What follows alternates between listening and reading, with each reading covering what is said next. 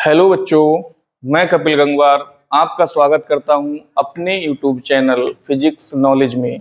ठीक है, तो हमारा ये जो टॉपिक चल रहा है कक्षा 12 की फिजिक्स का चैप्टर नंबर 1 है वैद्युत आवेश तथा क्षेत्र। वैद्युत आवेश तथा क्षेत्र, इसके 4 लेक्चर पहले हो चुके हैं। ठीक है, ये 5वां लेक्चर है। ठीक है, तो इससे पिछले वाले लेक्चर में हमने पढ़ाया था आपको कूलाम का नियम डिटेल में। ठीक है, तो उसको पहले हम करा चुके हैं। तो कूलाम, आज का हमारा जो टॉपिक है वो है कूलाम के नियम का सदिश स्वरूप। कूलाम के नियम का सदिश स्वरूप, ये लेक्चर नंबर 5 है बेटा इस चैप्टर का। ठीक है, इससे पहले हम 4 लेक्चर करा चुके हैं। इससे जस्ट पिछले वाले लेक्चर में, चौथे लेक्चर में हमने पढ़ाया था किसके बारे में, कूलाम के नियम के बारे में डिटेल से उसमें पढ़ाया है। तो पहले वो लेक्चर देखें, इसके बाद ये पढ़ें, तब ये समझ में आएगा बेटा। ठीक है, तो आज का हमारा लेक्चर है कूलाम के नियम का सदिश स्वरूप, यानी उसको हम वेक्टर फॉर्म में देखेंगे। क्योंकि कूलाम के नियम से क्या निकालते थे, पिछले लेक्चर में पढ़ाया था हमने, दो आवेशों के बीच लगने वाला वैद्युत बल। ठीक है, बताओ बात समझ में आ गई। तो वैद्युत बल एक कैसी राशि है, सदिश राशि है। अब सदिश है तो उसको हम वेक्टर फॉर्म में कन्वर्ट करेंगे। ठीक है, देखो कैसे करके वो समझिए। जैसे मान लो हमारे पास ये दो अक्षें हैं बेटा। ठीक, ये कौन सी, एक्स अक्ष, और ये कौन सी, वाई अक्ष। ठीक है, ये क्या होता है, ये होता है मूल बिंदु। ठीक है, यहां पर बेटा दो आवेश है, एक आवेश इस पॉइंट पर है, कितना है, प्लस Q1। एक आवेश बेटा इस पॉइंट पर है, कितना है, प्लस Q2।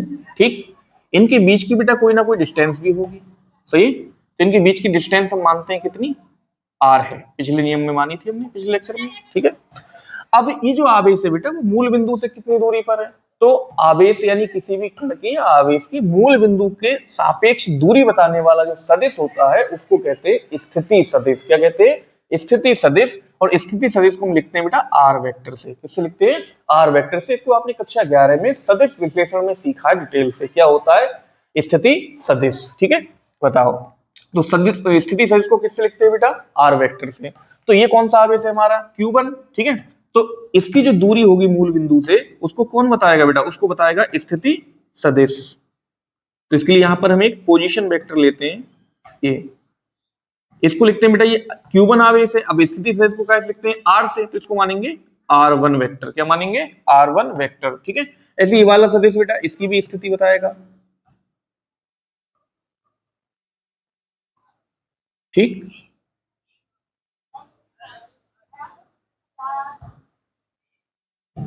तो इसकी जो स्थिति से बताने वाला सदिश है इसको मानते हैं बेटा R2 वेक्टर। क्या मानते हैं, R2 वेक्टर। सही है, अब बताओ इनके बीच की दूरी कितनी होती है, R। तो इनके बीच की दूरी को हम दूरी ना कह के बेटा यहाँ पे कहते हैं विस्थापन। क्या कहते हैं, विस्थापन। अब चूंकि विस्थापन एक सदिश राशि है, तो सदिश राशि है तो उसको भी हम किस में लिखेंगे, वेक्टर फॉर्म में। ठीक है, किस में लिखेंगे उसको भी, वेक्टर फॉर्म में। तो ये कौन सा आवेश है बताओ, ये हमारा कौन सा, Q1 आवेश। ठीक है, और ये कौन सा है, Q2 आवेश। ठीक है, तो Q1 से Q2 की ओर, यानी अगर हम Q1 से Q2 की ओर जाएं तो इसको विस्थापन की डायरेक्शन हम इधर की तरफ लेंगे। देखो ये आपको अलग मार्कर से दिखाई दे रहा होगा। इसको बोलेंगे बेटा Q1 से Q2 की ओर बोलेंगे इसको R12 वेक्टर। क्या बोलते हैं, R12 वेक्टर। ठीक है, अगर बेटा हम इससे इधर की तरफ देखें तो इधर की ओर डायरेक्शन बनाएंगे, इसको क्या बोलेंगे बेटा, इसको बोलेंगे R21 वेक्टर। क्या बोलेंगे, R21 वेक्टर। मतलब Q2 से Q1 की ओर विस्थापन अगर देखेंगे तो बोलेंगे R21 वेक्टर, और अगर Q1 से Q2 की ओर देखेंगे तो बोलेंगे R12 वेक्टर। ठीक है, बताओ।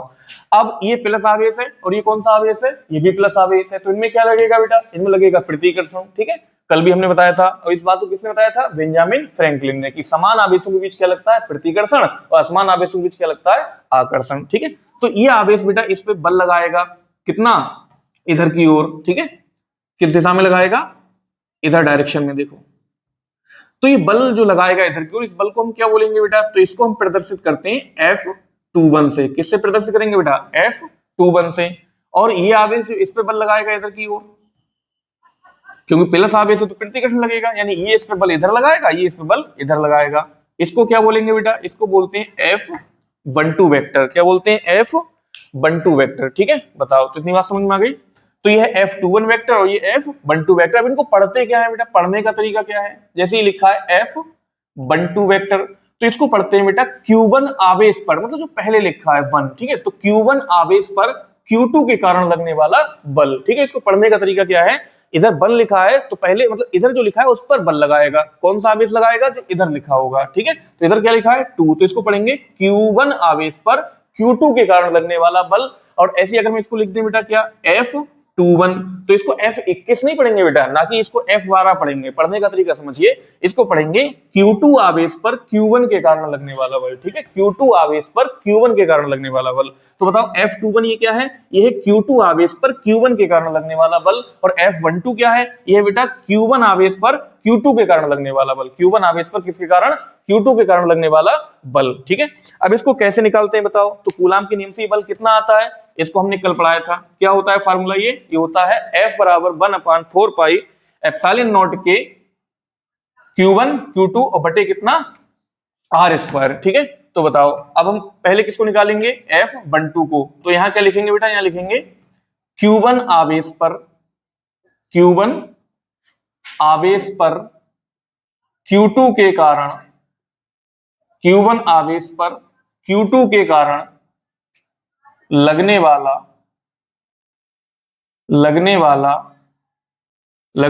वैद्युत बल। ठीक है, क्या पढ़ेंगे बेटा? Q1 आवेश पर, तो इसको क्या लिखेंगे? इसको लिखेंगे F12। ये कितना होगा बेटा? 1/4 पाई एप्सिलॉन नॉट के इंटू कितना Q1 Q2 बटे R स्क्वायर। ठीक है, अब चूंकि इस बल को हम कौन सी फॉर्म में लिख रहे हैं बेटा? वेक्टर फॉर्म में। तो ये जो बताता है हमें सूत्र, ये केवल इसके परिमाण को बताता है। अब यहाँ पे हमें इसकी दिशा भी देखनी होगी, क्योंकि हम इसको कौन सी रूप में लिख रहे हैं? सदिश रूप में। तो बेटा दिशा बताने के लिए एक सदिश का यूज करते हैं, कक्षा 11 में आपने पढ़ा होगा, उसको कहते हैं एकांक सदिश। क्या कहते हैं? एकांक सदिश। ठीक है, जैसे एक्स अक्ष की डायरेक्शन में दिशा देखते हैं तो उसको बेटा कैसे लिखते हैं? एकांक सदिश को आई ऊपर कैप लगा देते हैं। क्या लगा देते हैं? कैप। ठीक है, तो इसको कहते हैं आई कैप, इसको एकांक सदिश कहते हैं। क्या कहते हैं? आई कैप यानी एकांक सदिश। ठीक है, और आई कैप किसके लिए यूज होता है? एक्स अक्ष की दिशा बताने के लिए। ऐसी जे कैप होता है वाई अक्ष की दिशा बताने के लिए। ऐसी के कैप किसके लिए होता है बेटा? जेड अक्ष की दिशा बताने के लिए। ठीक है, तो जो भी एकांक सदिश होता है उसके ऊपर कैप लगा देते हैं और वो दिशा को बताता है। किसको बताता है? दिशा को। इस बात को आपने कक्षा 11 में सीखा है। ठीक है, तो बताओ बेटा ऐसी इसकी दिशा को कौन बताएगा? इसकी दिशा को भी एक एकांक सदिश बताएगा। ठीक, तो फिर ये कौन सा सदिश होगा? यहाँ पे लगाएंगे बेटा, यहाँ लगाएंगे ये F12 वेक्टर है, तो इसकी दिशा में लेंगे एकांक सदिश R12 कैप। क्या लेंगे? R12 cap. ठीक है, बताओ क्या लेंगे? R12 cap. ठीक, अब सुनो, इसी प्रकार Q2 आवेश पर, इसी प्रकार Q2 आवेश पर Q1 के कारण, किसके कारण बेटा? Q1 के कारण लगने वाला वैद्युत बल कितना होगा बेटा? इसको बोलेंगे F21 वेक्टर, और ये कितना हो जाएगा? 1/4 पाई एप्सिलॉन नॉट के इंटू Q1 Q2 बटे कितना R स्क्वायर। ठीक है, अभी बेटा क्या है? F21 वेक्टर, तो इसके लिए भी ये किसको बताएगा? केवल परिमाण को, लेकिन इसकी दिशा भी देखनी है हमें। तो इसकी दिशा के लिए क्या देखेंगे हम? यूनिट वेक्टर कितना? R। देखो बेटा F21 किस डायरेक्शन में है? F21 है इस डायरेक्शन में। कहां? Q1 से Q2 की ओर। और F12 किस डायरेक्शन में है? F12 है किस डायरेक्शन में? Q2 से Q1 की ओर। ठीक है, तो यहां थोड़ी सी मिस्टेक हो गई है, इसको लिखेंगे यहाँ पर 21 कैप। ठीक है, क्योंकि बेटा जो F12 है वो कहां है? Q2 से Q1 की ओर है, तो इसका वेक्टर क्या बनेगा? देखो इसका वेक्टर बनेगा R21 वेक्टर। ठीक है, तो R21 की दिशा में बनेगा R21 कैप। ठीक है, तो F12 की डायरेक्शन बताएगा कौन? R21 cap. ऐसी F21 की डायरेक्शन कौन बताएगा? R12 cap. ठीक है, क्योंकि F21 की दिशा किधर है? देखो F21 की दिशा है Q1 से Q2 की ओर, इसको F21 कह रहे हैं ना, तो Q1 से Q2 की ओर डायरेक्शन क्या बनेगी? इसकी ओर डायरेक्शन है R12 वेक्टर। ये वेक्टर है। अब दिशा देखने के लिए क्या लेंगे? एकांक सदिश, तो उसके लिए इसी पे क्या लगा देंगे? कैप। तो हो जाएगा R12 कैप। तो 21 वाले में आएगा R12 कैप और F12 वाले में आएगा R21 कैप। सही है, बताओ इतनी बात समझ में आ गई?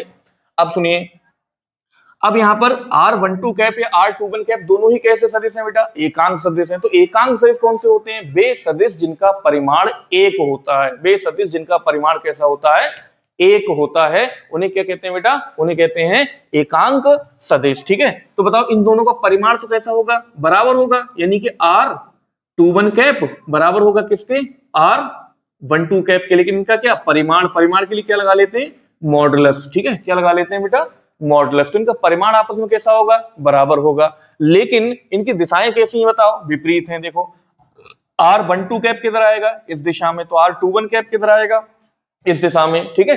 तो दिशाएं आपस में कैसी हैं इनकी, विपरीत हैं, तो विपरीत दिशाओं के लिए क्या लगा लेते हैं, माइनस लगा लेते हैं। इसलिए हम इनको लिख सकते हैं क्या, इसको लिखा जा सकता है बेटा R21 कैप बराबर माइनस के R12 कैप, ठीक है। या फिर माइनस को इधर ले सकते हो तो क्या लिख सकते हैं, R12 कैप बराबर माइनस के R21 कैप, सही है। अब इसको मान लेंगे बेटा समीकरण 1, इसको क्या मान लेंगे, समीकरण 2, ठीक है। तो बेटा R12 कैप बराबर माइनस की R21 कैप, इसको कहां लगा देंगे, समीकरण 2 में, इसकी जगह, ठीक है। तो यहाँ क्या, इसे कहां लगाएंगे, इसको समीकरण 2 में रखने पर, ठीक है, समीकरण 2 में रखने पर, ठीक। तो इसको बेटा समीकरण 2 में लगाओ, देखो कितना आएगा, तो आ जाएगा जरा F21 वेक्टर बराबर 1/4 पाई एप्सिलॉन नॉट के, और कितना Q1 Q2 बटे कितना R स्क्वायर, और R12 कैप की जगह कितना बेटा, माइनस के R21 कैप, सही है। अब इस माइनस को यहां बाहर लिख लेंगे बेटा, ठीक। और कितना आ जाएगा फिर ये, F21 वेक्टर बराबर 1/4 पाई एप्सिलॉन नॉट के, माइनस यहां लिखेंगे बेटा इसको, ठीक है, बराबर माइनस, ये वाला माइनस, ठीक। तो कितना आ जाएगा Q1 Q2 बटे कितना R स्क्वायर, यहां कितना हो जाएगा R21 कैप, सही है।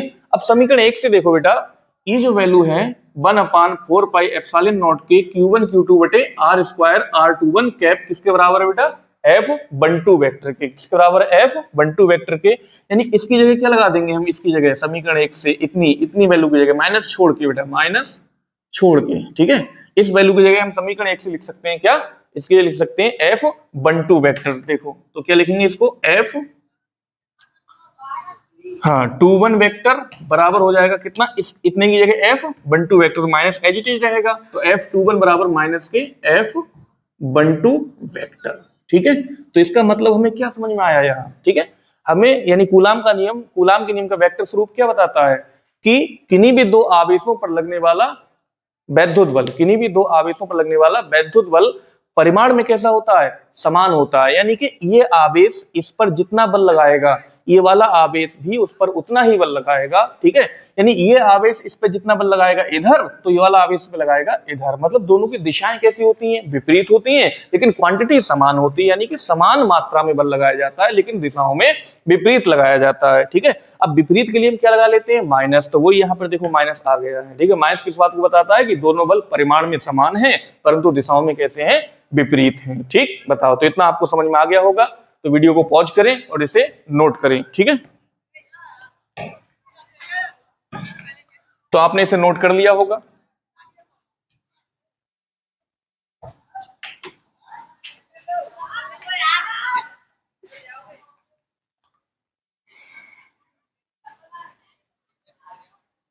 तो देखिए, इससे कूलाम के नियम के वेक्टर स्वरूप से क्या निष्कर्ष निकलता है बेटा, क्या निष्कर्ष निकला, यानी कि F21 वेक्टर बराबर किसके हैं, माइनस के F12 वेक्टर के। अर्थात क्या हुआ कि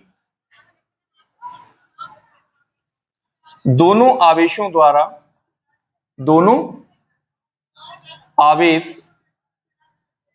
एक दूसरे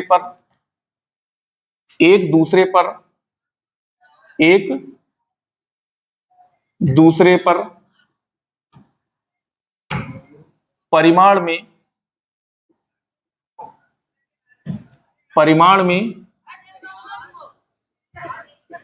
समान तथा दिशाओं में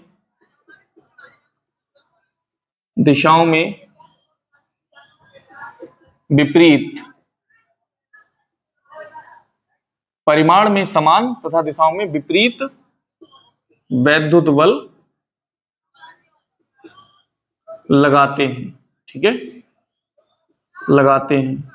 अच्छा, तुमने कक्षा 11 में न्यूटन के बेटा गति के नियम पढ़े होंगे। कितने नियम है, 3 नियम। प्रथम नियम, द्वितीय नियम और तृतीय नियम। बेटा तृतीय नियम क्या है, तृतीय नियम होता है क्रिया प्रतिक्रिया का नियम, ठीक है। यानी ये परिमाण में कैसा होता है, बराबर होता है, दिशाओं में विपरीत होता है, ठीक है। यानी कि जो कूलाम का नियम है बेटा वो किसके नियम पर आधारित है, ये न्यूटन के तृतीय नियम पर आधारित है, याद रखेंगे, ये पूछा जाता है। ठीक है, तो कूलाम का नियम, कूलाम का नियम, कूलाम का नियम न्यूटन के गति के तृतीय नियम पर, न्यूटन के गति के तृतीय नियम पर आधारित है। ठीक है, बताओ, तो कूलाम के नियम का वेक्टर स्वरूप आपको समझ में आ गया होगा। ठीक, इसके बाद अब हम समझते हैं बेटा एक नया टॉपिक, वैद्युत बल तथा गुरुत्वाकर्षण बलों की तुलना। ठीक है, वैद्युत बल तथा गुरुत्वाकर्षण बलों की तुलना।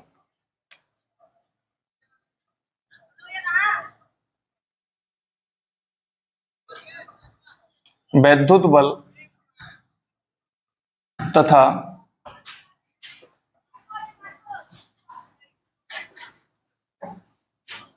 गुरुत्वाकर्षण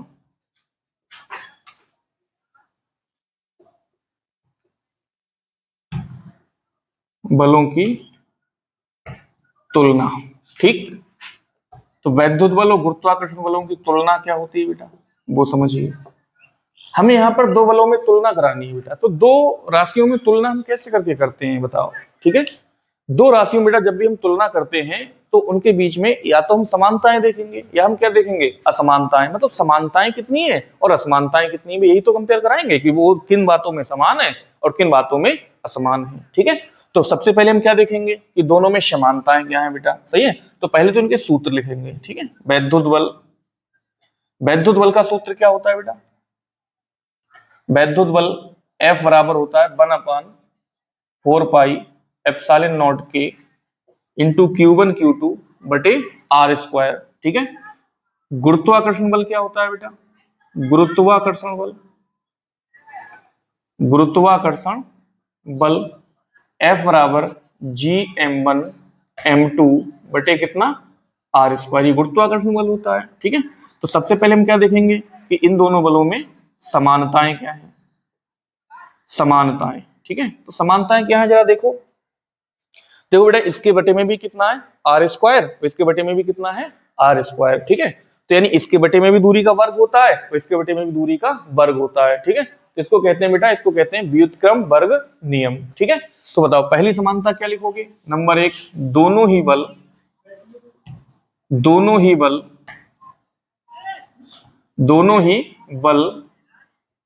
व्युत्क्रम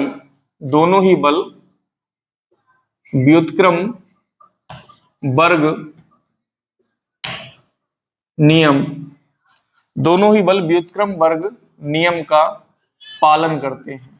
ठीक है, दोनों ही बल व्युत्क्रम वर्ग नियम का पालन करते हैं। ठीक है, बताओ, अच्छा बताओ, क्या दो आवेशों के बीच में निर्वात में वैद्युत बल लग सकता है, बिल्कुल लग सकता है। ठीक है, क्या दो पिंडों के बीच में निर्वात में गुरुत्वाकर्षण बल लग सकता है, बिल्कुल लग सकता है। अभी पृथ्वी और सूर्य के बीच में गुरुत्वाकर्षण बल लगता है, ठीक है, जबकि उनके बीच में क्या है, निर्वात है।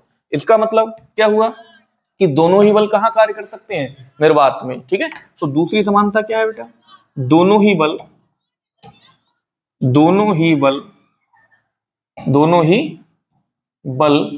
निर्वात में कार्य कर सकते हैं। ठीक है, दोनों ही बल निर्वात में कार्य कर सकते हैं। ठीक, तीसरी समानता क्या होगी बेटा, देखो इसकी भी डायरेक्शन कहां होती है, केंद्र से केंद्र की ओर, और इसकी भी दिशा कहां होती है बेटा, केंद्र से केंद्र की ओर। यानी कि ये भी केंद्रीय बल है और ये भी कैसा है, केंद्रीय बल है, मतलब दोनों ही सेंट्रल फोर्स हैं। ठीक है, तो दोनों ही कैसे बल है बेटा, दोनों ही केंद्रीय बल है, दोनों ही कैसे बल हैं, केंद्रीय बल है। ठीक, दोनों ही केंद्रीय बल है, सही है। बताओ, तो समानता इनकी समझ में आ गई। ठीक, इनको नोट करिए। तो अब देखते हैं बेटा इनकी कि असमानताएं क्या होती हैं, ठीक है, असमानताएं, ठीक है, समानताएं समझ में आ गई होंगी।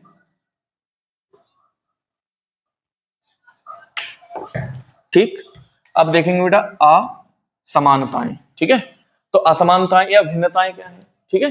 तो पहली भिन्नता क्या है, देखो बेटा जरा बताओ।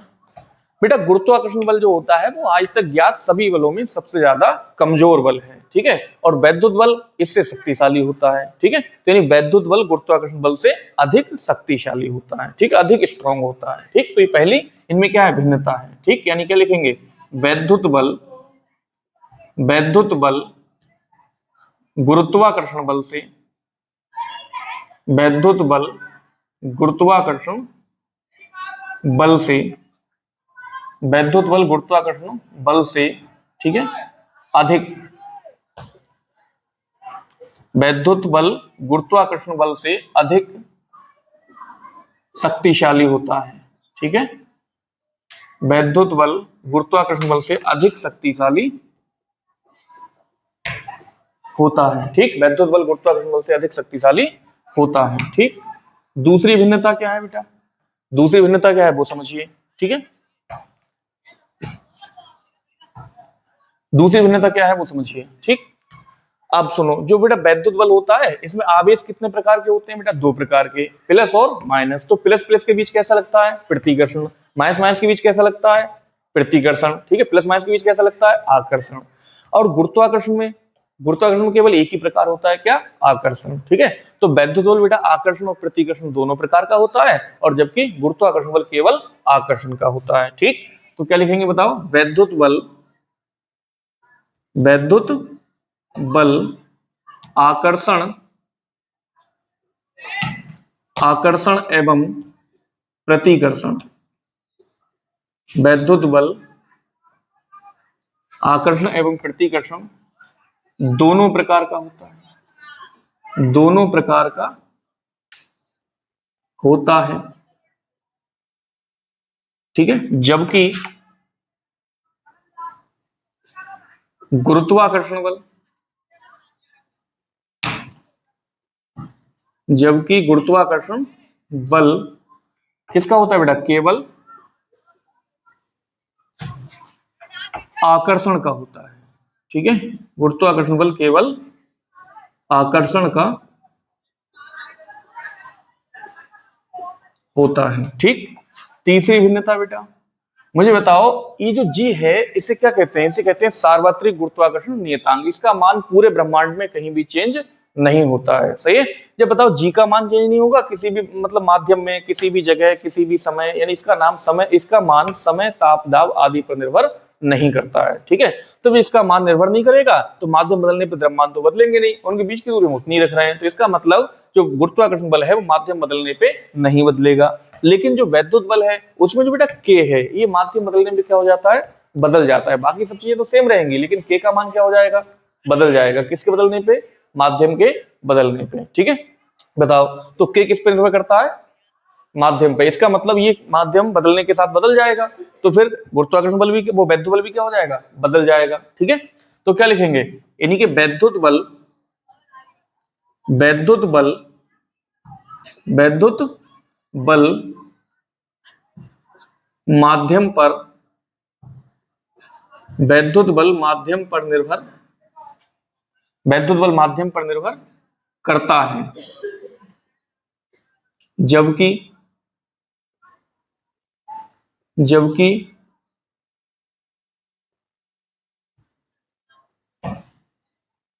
गुरुत्वाकर्षण बल, गुरुत्वाकर्षण बल माध्यम पर, माध्यम पर निर्भर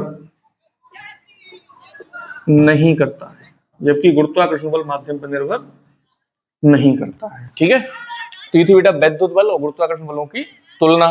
तुलना क्या होती है इनकी बताओ, सही है। सबसे पहले क्या लिखेंगे हम, दोनों के फार्मूले, ठीक है। तो सबसे पहले इनमें क्या देखेंगे, दोनों की समानताएं क्या है बेटा। तो बताओ इसमें भी आर स्क्वायर है बेटे, में इसमें भी आर स्क्वायर है। इसको क्या कहते हैं, व्युत्क्रम वर्ग नियम। यानी पहला पॉइंट क्या लिखेंगे समानताओं में कि दोनों ही बल व्युत्क्रम वर्ग नियम का पालन करते हैं, ठीक है। और दूसरा पॉइंट दोनों ही बल कहाँ काम कर सकते हैं? निर्वात में। तीसरा ही पॉइंट क्या है बेटा? दोनों ही कैसे बल हैं? केंद्रीय बल हैं। ठीक है, फिर भिन्नताएं, भिन्नताएं क्या हैं वो समझिए। पहली क्या है बेटा? वैद्युत बल गुरुत्वाकर्षण बल से अधिक शक्तिशाली होता है। ठीक है, और वैद्युत बल आकर्षण और प्रतिकर्षण दोनों प्रकार का होता है, जबकि गुरुत्वाकर्षण बल किसका होता है? गुरुत्वाकर्षण बल केवल काय का होता है बेटा? वो केवल आकर्षण का होता है। ठीक है, वैद्युत बल माध्यम पर निर्भर करता है, जबकि गुरुत्वाकर्षण बल माध्यम पर निर्भर नहीं करता है। ठीक है, तो ये थी वैद्युत बल और गुरुत्वाकर्षण बलों की तुलना। ठीक है, तो आज की वीडियो में बेटा बस इतना ही। उम्मीद करता हूं ये लेक्चर आपको समझ में आया होगा। ठीक, समझ में आया है तो वीडियो को लाइक करें, चैनल को सब्सक्राइब करें और वीडियो को शेयर करें। वीडियो को देखने के लिए बहुत बहुत धन्यवाद। Thank you.